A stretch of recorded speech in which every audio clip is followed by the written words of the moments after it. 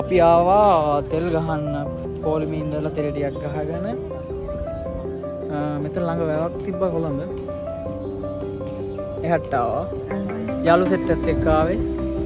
ලස්සනයි වඩේට ආව මම පෙන්නන්නම්.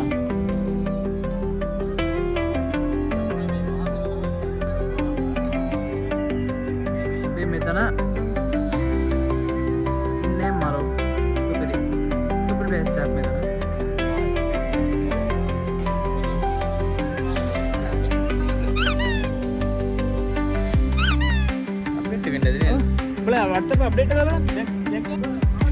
තමන්ගේ ස්වාධීනත්වය හදාන ජීවිතය ඉදිරියට යනවා කියන්නේ එක වෙනම මොකක්ද?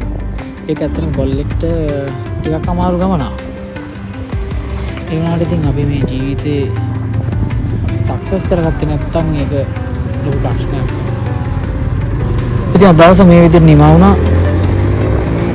අපි ගියා පෙට්‍රෝල් ගහන්න, පොලිමේ හිටියා, පෙට්‍රෝල් ගහගත්තා, QR වලට. ඉතින් අපි ගෙදර යනවා දැන්. හොඳටම බඩගිනි. හොඳයි නේ වලවිටාව. පට්ටම ලස්සනයි මේ කහ පාට මල් ගස්. ඉතින් සමගමු.